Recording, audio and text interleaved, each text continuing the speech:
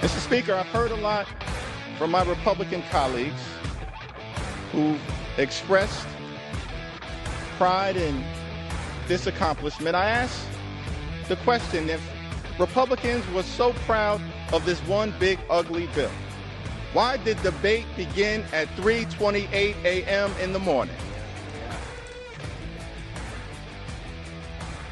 And it's Mike Opelka for Chris Plant on the Chris Plant Show.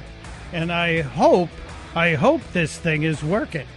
I'm lulled into some kind of near coma, thanks to Hakeem Jeffries. For anybody who was up early this morning at 4:53 and tuned in to the minority leader in the House, he started speaking then. In what's known as that, what is it, the magic minute? You get as much time as you need to. And the speculation was he was going to do something or say something for about an hour. That was the assumption. That was at 4:53 this morning when he pulled out the binder. And the binder that looked like the same binder that Corinne Jean-Pierre used to carry. Thick binder, lots of pages.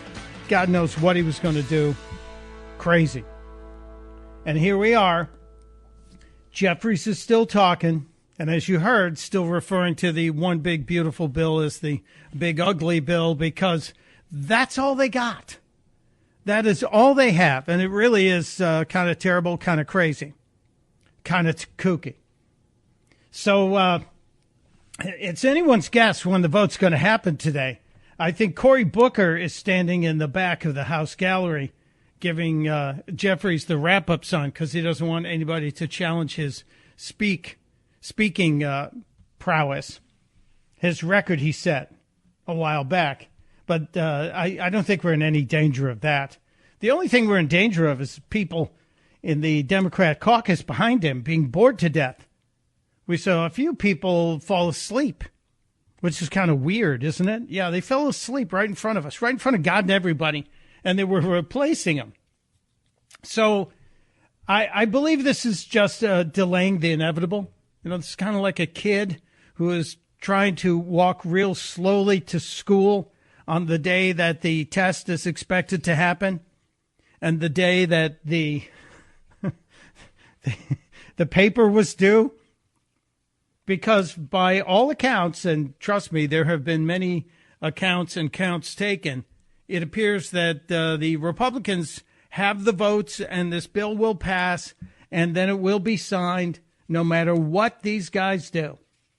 And for all their concerns about carbon in the atmosphere, they're certainly messing things up. Wow. Hakeem Jeffries, certainly with more intestinal fortitude, if you know what I mean, than I anticipated. Anyway, welcome to the Chris Plant Show. As I said, it's Mike Opelka in for my friend Chris Plant. Going to try and get to everything today, but this has been a little bit of an interesting adventure. And I will tell you a little bit of a schadenfreude adventure as well. Did the Democrats think they were really going to be able to stop this?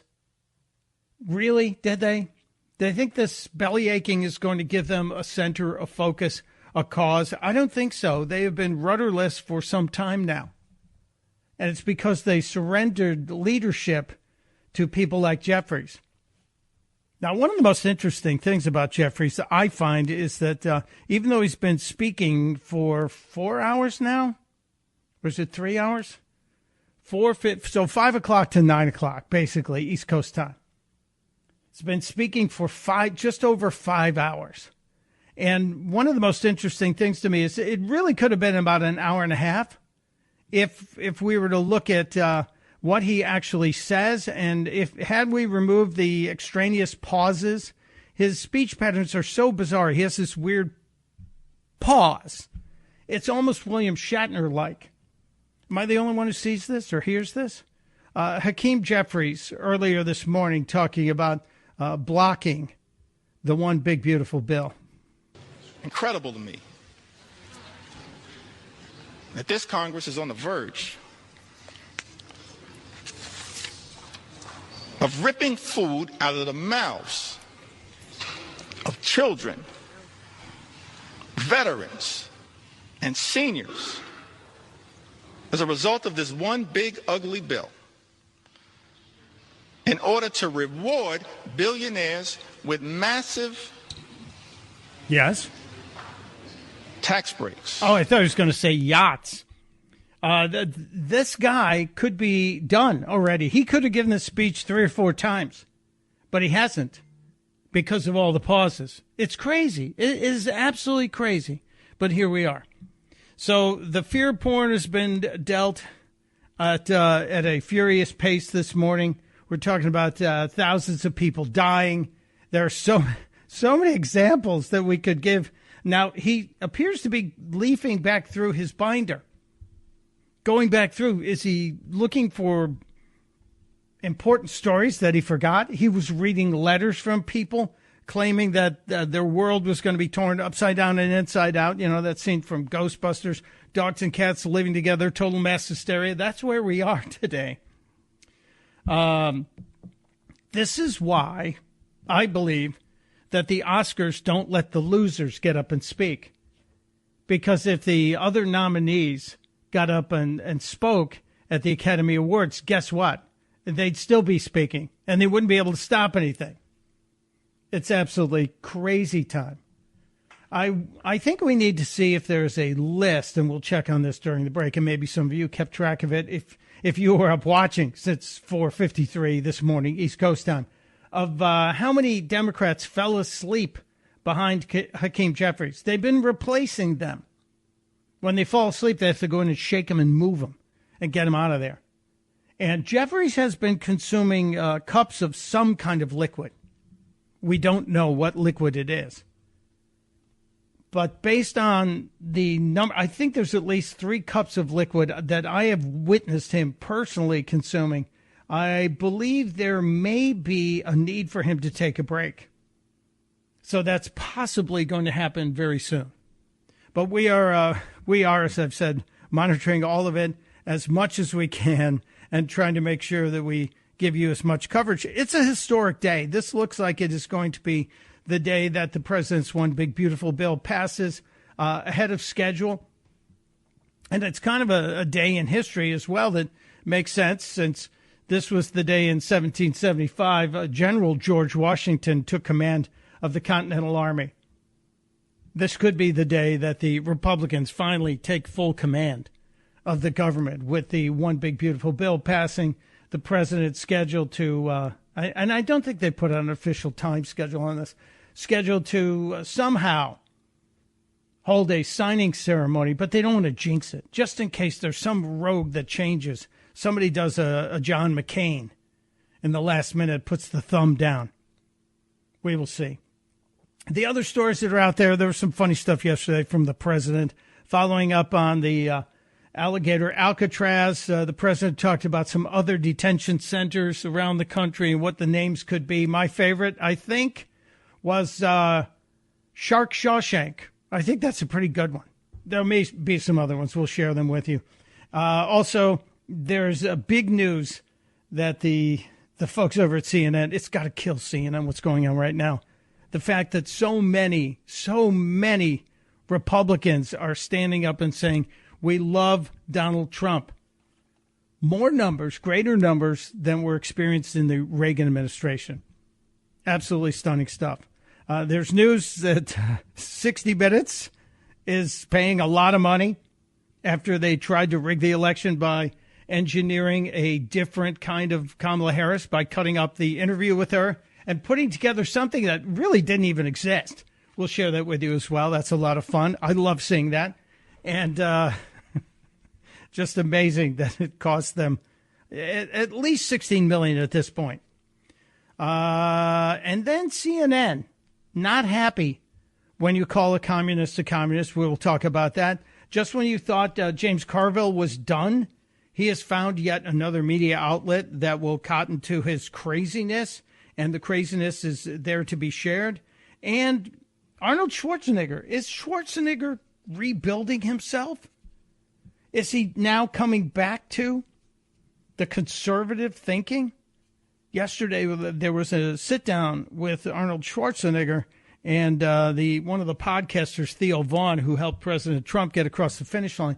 And it sure sounds like Arnold may be coming back from the anti-Trump fold. He hasn't fully exhibited that he's been cured of TDS, but we will see. I'll share some of that with you as well, because it is kind of interesting. And I wonder if there's is there one more political run for Arnold Schwarzenegger? Yes, he cannot be president, but maybe he has the itch again, since he's probably aged out of making action films.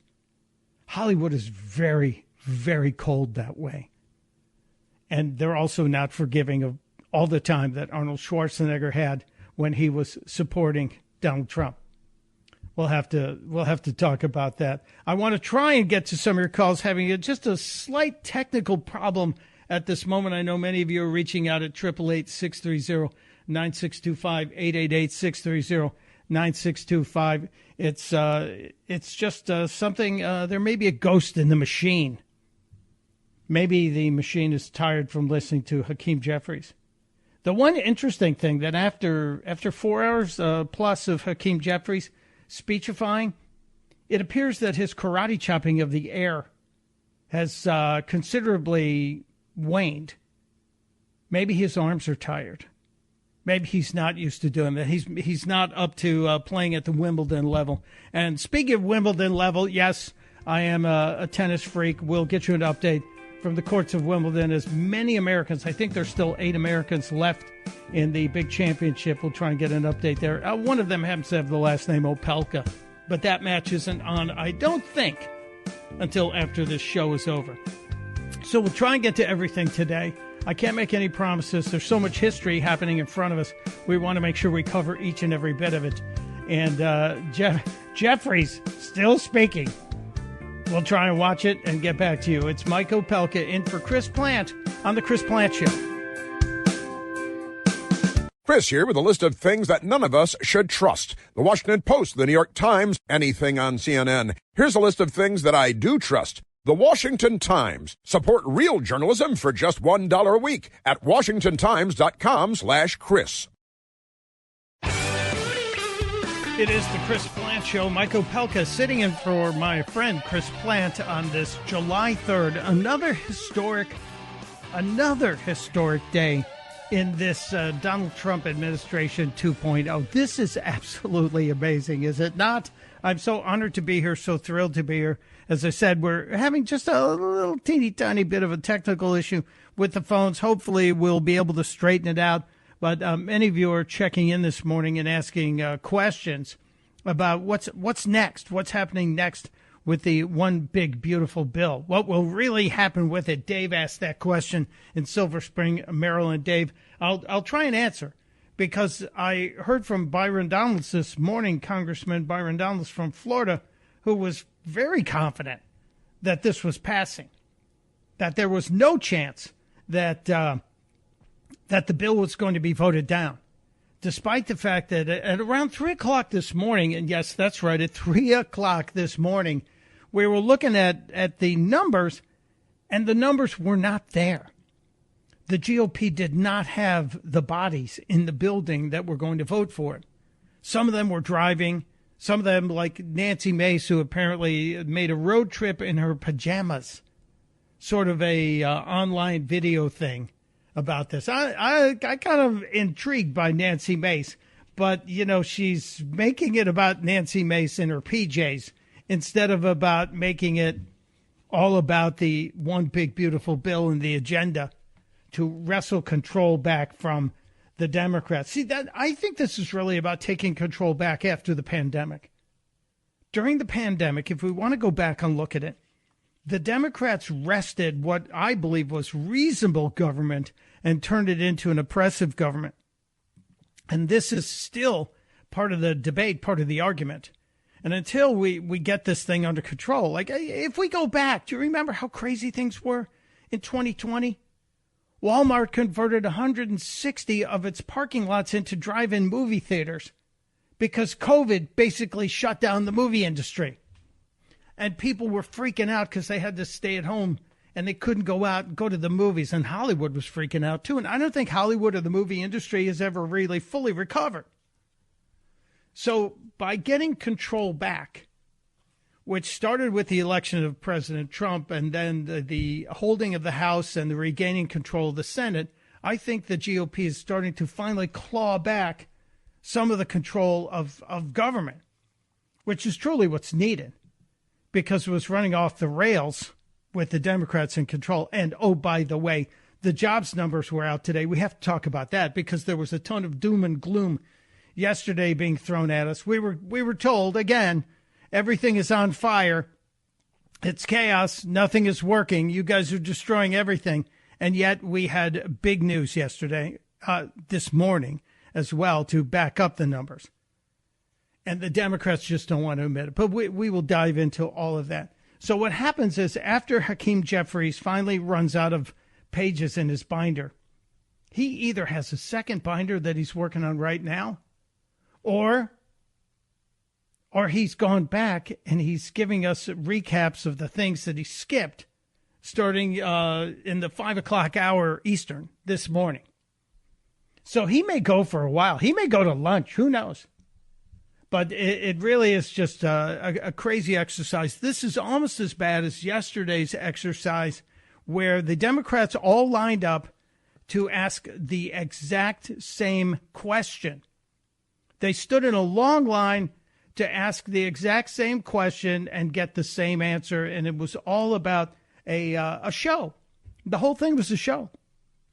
So once this gets done, once Jeffries gets tired, or he has to visit the little representatives room, he will wrap up, and then Speaker Johnson may say a few words, and then they will proceed to, I believe it's 2 votes. The first one is just kind of procedural. Then the second one is the big vote. So this all could be done within a matter of 30 minutes once Jeffrey stops speechifying. And then we will no doubt get some kind of confirmation from the floor of the House. There'll be some applause, I'm sure. There'll be some booing from the Democrats, so they will just turn tail and go home. But there definitely will be something from President Trump. We anticipate a statement from the president. He's been up since very early. He was up very late last night talking to some of the members who were giving trouble to Speaker Johnson. So as it stands right now, everything looks like it's headed to the one big, beautiful vote. And that should happen literally within 30 minutes of Hakeem Jeffries stopping all this. And it's just an exercise. It's all theater. The whole thing is theater for them. They know they're done. They know they're toast. They know stick a fork in us and turn us over. Speaking of which, I have to stick a fork in myself and turn myself over. We have to take a break. It's Mike Opelka in for Chris Plant on The Chris Plant Show.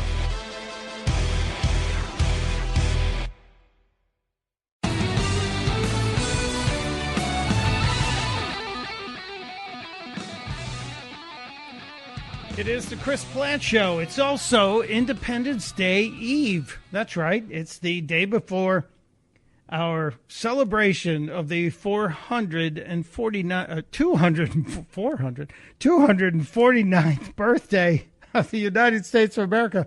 I'm less coherent than Hakeem Jeffries. But it is Mike Opelka in for Chris Plant on the Chris Plant Show.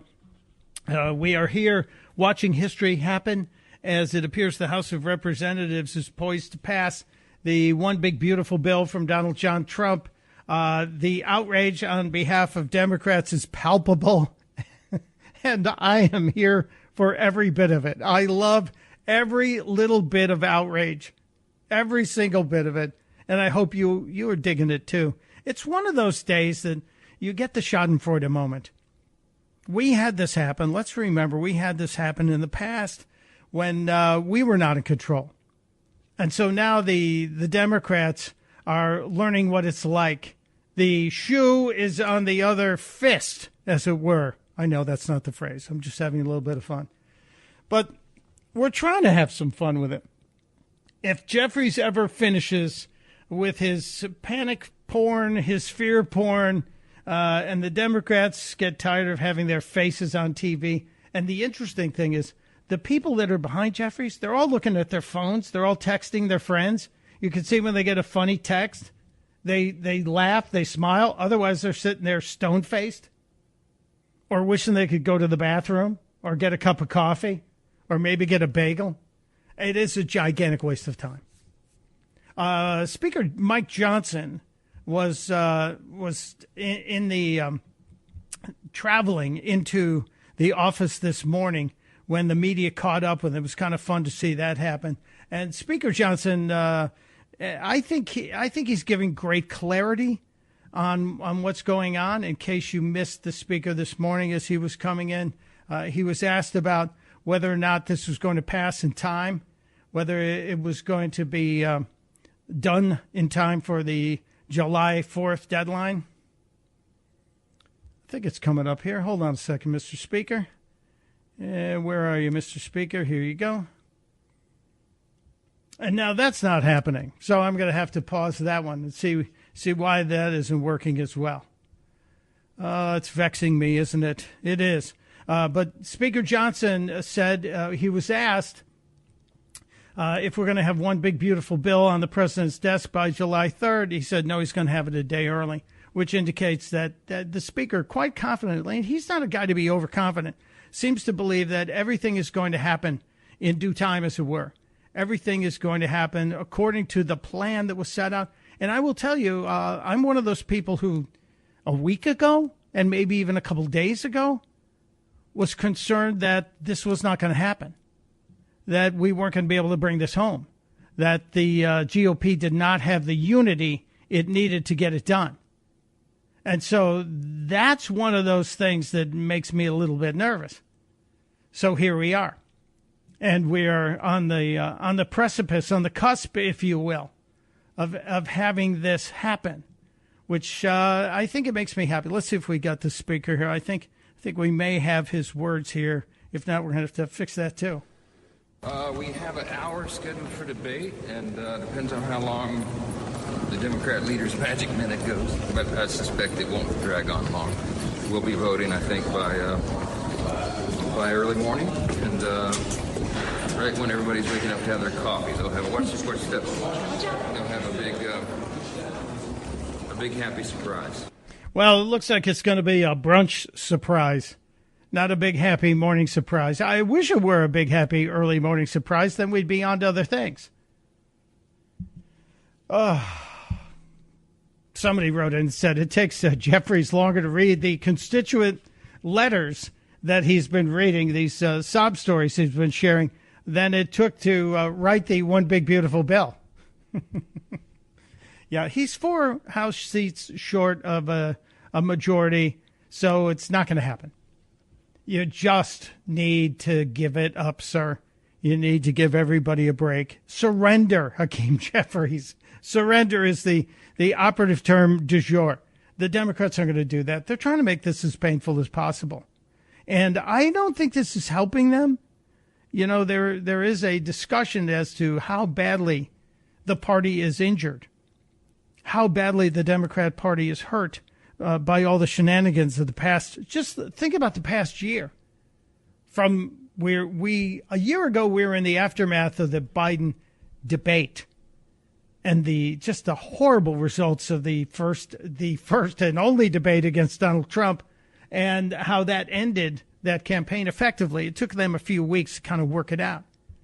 And from there, we went to the horrible campaign of Kamala Harris, to the fabulous victory of President Trump and the GOP in the Congress as well as in the Senate. And the Democrats had nobody in charge, because typically the former president, if it's your party, he's the titular head of your party. But that titular head was a puppet, was a sock puppet. And there was no way the guy could lead. So it truly was a disaster for the Democrats, and they were flailing. Kamala Harris was trying to take the lead. She's incapable. We know that, and we'll get to the CBS deal because that was an absolute disaster.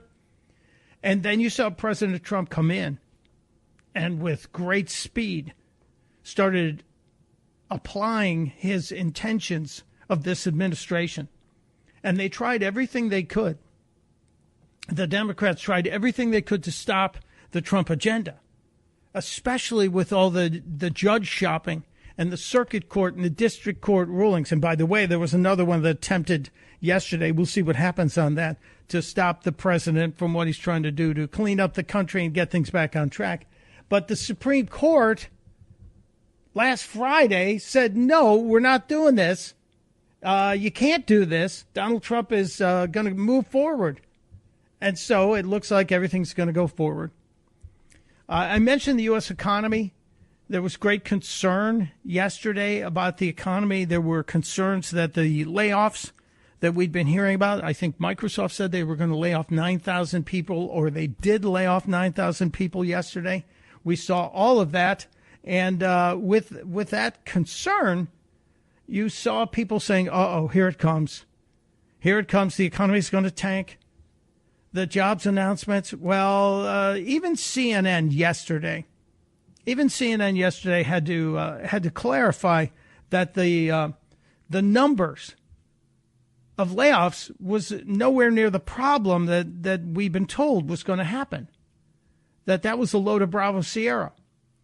Yesterday on CNN, I wonder about the guy who allowed this to happen yesterday on CNN, if that person still has a job at the network. Egan joins me now. Give us some context here on what this report tells us about the economy and what you're seeing. Well, Sarah, this report paints the picture of a jobs market that is holding up better than feared. Layoff announcements skyrocketed earlier this year, but thankfully they are coming back to earth. Uh-oh, someone's going to get fired. Someone's going to get a good talking to. How dare you? How dare you say that the fear porn we put out there about the Trump economy was not right? So Challenger Gray and Christmas found that in June, there were about 48,000 layoff announcements. That is down sharply by 49% from May. And gee, when the expected job cuts dropped by almost half, 49%. I wonder, is that because people are investing in the United States of America with trillions and trillions of dollars, as Donald Trump has said? Is that because companies are emboldened by what the tax cuts will do for manufacturing and purchasing in this country? Is that because the tariff fears were not justified? And it is even a little bit lower, 2% lower than last June. And when we look at the trend for layoff announcements, they were trending higher and higher earlier this year. This looks back to the beginning of 2024. And you can see they were really low last year, skyrocketed around February and March. In fact, March was about 5 times higher than June. And this, of course, was driven in large part by DOGE, right? Yeah. Why were there layoff announcements? Because some brilliant people came in and said, this is unsustainable. You can't have all these people working here, especially when we find out they're not working. So all of those layoffs that were announced after Elon Musk and the Doge boys and girls, I'm sure there were some women in there, maybe there weren't, got their job done. And now we're seeing the effects.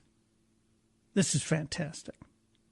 This is fantastic. So the jobs and the job numbers just rolled earlier today. Big news. Hold on, I got to get the actual numbers here. The numbers showed that they were better than expected in terms of job creation. And golly bob, howdy, the unemployment number actually dropped. Can you imagine that? Can you imagine the unemployment numbers went down? U.S. economy added stronger than expected, and it kills them because they had to write this on CNN, on their business page. The U.S. economy added a stronger than expected 147,000 jobs in June, and the unemployment rate fell to 4.1%. Oh no! How dare they have that happen? I love the fact that CNN has to report this. And there's nothing they can do about it. And everybody in the country benefits when there are more jobs, more people working. And you know what else benefits? Our debt. That all the Democrats are now suddenly worried about, the debt and deficit. Don't get me wrong. I don't like that there aren't a ton of spending cuts in this bill. But when the economy hums, when there are more people working, guess what? There's a whole lot more money There's a whole lot more money coming into the U.S. Treasury. I guarantee you we're going to see record numbers next year when you look at the federal coffers, and that will be a gigantic win for everybody. Federal employment dropped 69,000 since January. Gee, who has a problem with that? The federal government, which when it hires people, doesn't really add anything to the economy except obligation. So I, for one, am very happy about this. Yeah, smaller federal government, bigger private workforce. What wins? America wins. It's a great bit of news. All right, we'll see if we can line things up. If you want to add some of your questions here as well. No, nobody can stop this, by the way. I know Victor in Silver Spring was checking in to the Chris Plant Show and saying, how can you stop this? Well, it's not a filibuster. This is called a magic minute, where the leader of the minority is given as much time as they would like to speak. And what Jeffries is doing is just being what's the right way to put this? A proctological nuisance. I think that's the correct way to do it. Hakeem Jeffries, proctological nuisance. He's got another glass of water. He's going to have to go to the bathroom soon unless there's something else working under that lectern. We're going to have to find out. He may have some kind of drainage system. I don't know. And frankly, now that I've said it, I don't want to know. I better take a break. It is the Chris Plant Show. Mike Opelka in for my friend Chris Plant, and watching history unfold in front of us. We'll be right back.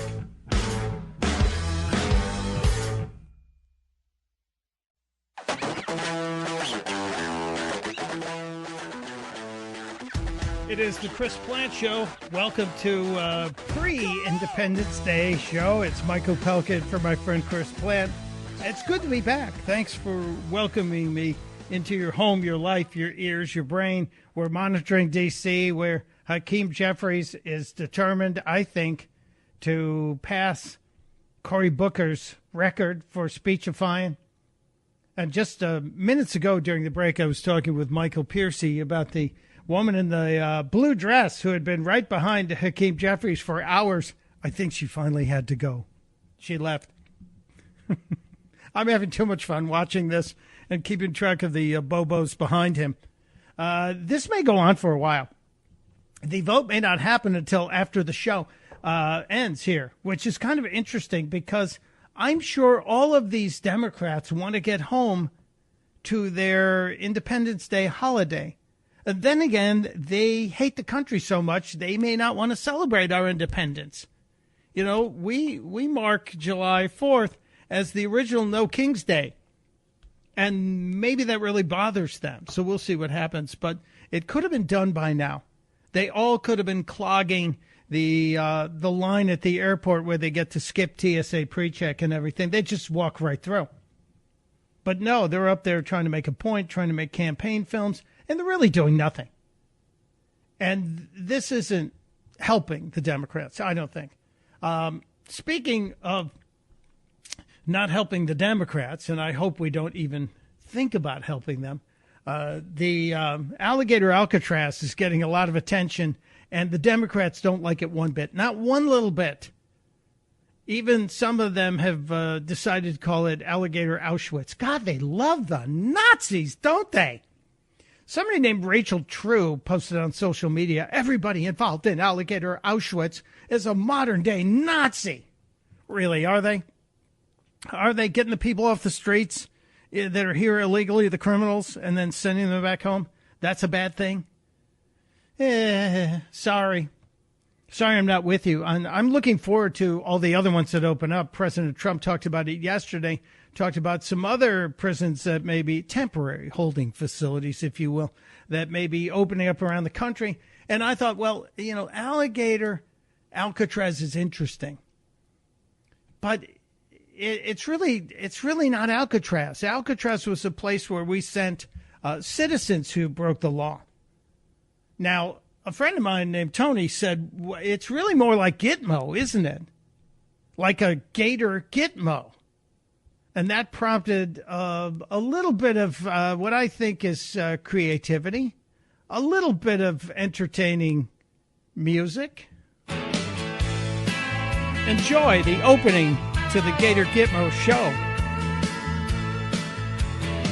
Down in the swamp where the wild things bite, Gator Gitmo's gate shine in the moonlight. Pythons slither past a razor wire fence, mosquitoes buzzing thick with no defense. Welcome to Gator Gitmo, where the gators grin, where the Everglades hold secrets deep within. No law inside, just swamp and sin. Gator Gitmo's where the story begins. Yeah, it is where the story begins for most of the bad guys that we're going to be throwing out of the country. What did you think of that? Did you like Gator Gitmo?